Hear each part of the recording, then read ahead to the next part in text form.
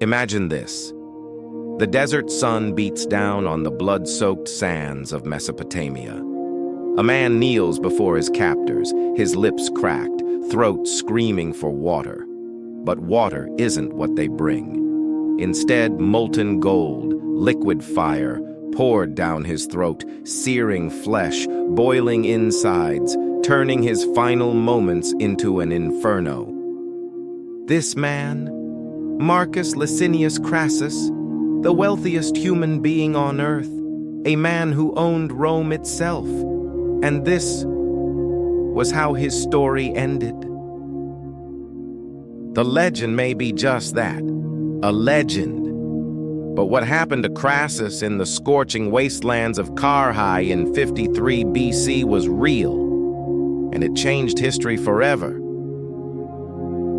Marcus Crassus wasn't just rich, he was obscenely rich. Imagine Jeff Bezos, Elon Musk, and every oil baron combined. Then multiply that by the power to own armies, senators, entire city blocks. Crassus's fortune? 200 million sesterces, roughly $2 billion today. He made his wealth through fire and blood. When Rome burned, he bought the ruins. Silver mines worked by thousands of slaves. He bankrolled politicians, including a young Julius Caesar. But glory? Caesar had conquered Gaul. Pompey tamed the Mediterranean. And Crassus? Just money. At 60, time was running out. Across the Euphrates lay Parthia, wealthy, exotic, ripe for conquest. Crassus wanted what money couldn't buy: military glory, triumph, a place in history. So in 54 BC, Crassus marched east with 7 legions, 42,000 soldiers, marching toward the greatest military disaster in Roman history. May 53 BC. The Roman army crosses the Euphrates into Parthian territory. Endless plains, no shade, sun-baking men inside armor. Advisors beg him to follow the river. Crassus is impatient, greedy. He takes a shortcut, guided by a local chieftain secretly working for the enemy. Surena, 30, a tactical genius. While Crassus relied on brute force, Surena mastered asymmetric warfare. Parthians didn't fight like Romans. They were born in the saddle, armed with composite bows, capable of punching through Roman armor at 200 yards, and there were 10,000 of them. Near Carrhae, Romans see a cloud of dust. The enemy appears. Thousands of cavalry burst forth, then wheel away. The Romans brace, but it never comes. This isn't battle, it's a hunt. The Romans form a testudo, shields locked overhead like a tortoise shell. Conquered the known world? Yes, but useless here. Parthians circle, volley after volley, thousands of arrows per minute, piercing armor, finding flesh. Surena brought 1,000 camels. Mobile arrow depots restocked his archers.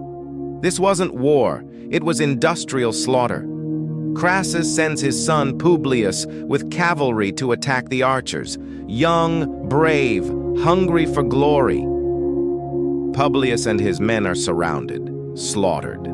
Parthians return with a gift: Publius's head, mounted on a spear. Crassus sees his son's lifeless eyes. The heart goes out of the Roman army. Romans retreat, abandoning wounded. 4,000 left behind, screaming for help that never comes. Crassus is broken. His son is dead. His army shattered. In the confusion, Crassus is killed.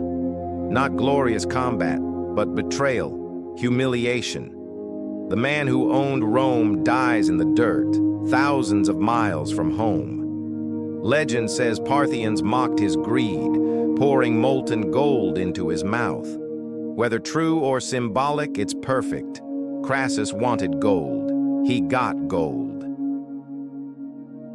Carrhae. 20,000 Romans dead. 10,000 captured. Never to see Rome again. Crassus gone. Standards captured. Rome spent centuries trying to recover them. One man's ego reshaped the map of the ancient world. The Parthians proved Rome wasn't invincible, wealth couldn't buy victory, and sometimes the lion meets the wolves and the wolves win. If this story left you speechless, imagine what else history hides. Subscribe for more ancient secrets, forgotten battles, and empire stories. Hit like, comment the next battle you want us to cover. History isn't boring, you just haven't heard it told right.